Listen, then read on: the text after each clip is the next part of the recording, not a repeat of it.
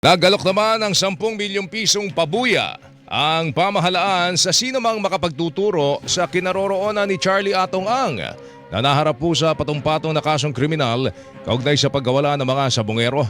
Ayon kay Interior Local Government Secretary John Vic Remulla, hindi lang po most wanted sa buong bansa ang turing kay Ang, kundi armado, mapanganib o yung tinatawag nating armed and dangerous. Siguro may tuturing natin na number one most wanted sa buong Pilipinas ngayon. He is accused of killing maybe about 100 missing Sabongeros. And he is considered armed and dangerous. Dahil itinuturing na armed and dangerous itong si Ang, pinapalagay ng mga otoridad na handang gumamit po ito ng dahas at pati na ang kanyang mga bodyguard. Ayon sa kalihim, kilala umanong mainitin ang ulo ng negosyante at merong mga pagkakataon na nagiging marahas daw ito. We have to assume na delikado siya. Tandaan nyo yung taon to, mainitin ang ulo nito. Minsan sa isang sabungan, congressman, sinampal niya.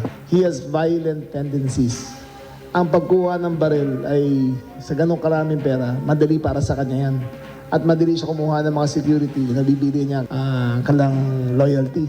Dahil dito sinabi ho ni Remulla na pinag-iingat ang PNP tracker teams na nagpapatuloy sa paghahanap o doon sa tinatawag na manhunt operation laban naman kay Ang.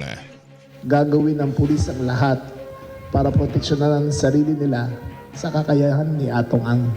Wala pong extrajudicial killing na plano ang PNP.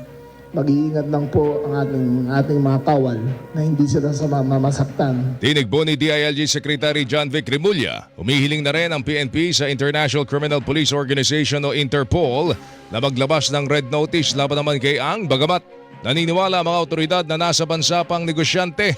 Hiniling na rin ng PNP sa Department of Justice at sa Bureau of Immigration na maglabas ng hold departure order.